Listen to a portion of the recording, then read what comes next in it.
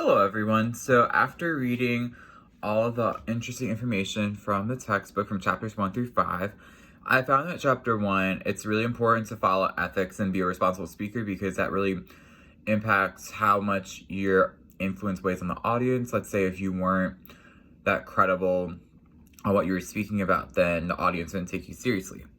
And then it's important that, or this rhetorical situation involves a speaker, audience, and occasion. So, just like in writing, you're like the writer, and then you have an audience that you're writing to, and then you have the occasion as well that you're writing for. But in this case, it's not only are you writing, but it's speaking instead. So just all that interrelated skills to basically create a very successful speech. And then a really interesting fact I learned about speech anxiety is that we face the most anxiety during the first minute of speaking, and then it fades out after that, and then the anticipation is half as much as we would begin for.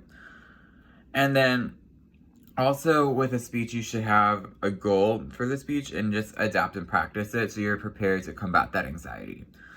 Moving on to chapter 3, what I really found interesting in that was that we all have different listening styles. So you can be content oriented, just about what the speaker's talking about, the people who, depending on who's speaking, the action, and also the time. So sometimes you want to have longer, short speeches for various occasions. So keep that in mind as well. And then also be a constructive critic while giving feedback, which is something that which I use a lot, not only just for speaking, but also with writing assignments and just day-to-day life. Sometimes when someone asks me for any opinions on how they can improve, I always give them very strong constructive criticism, or at least I try to be.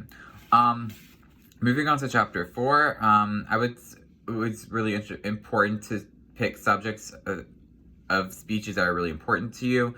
So I definitely want to keep that in mind, because if I'm not engaged in something, then I'm not going to really want to talk about it so much. And then also, what I thought the coolest thing was to make a concept map of the topics to incorporate the who's, the what's, the why's, and the how's.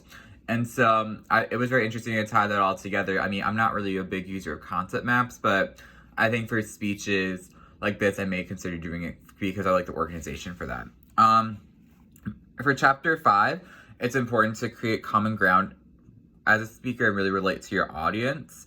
Whether it's an anecdote or it's something funny you have to say or a common interest you have, just say it, and it should go a long way.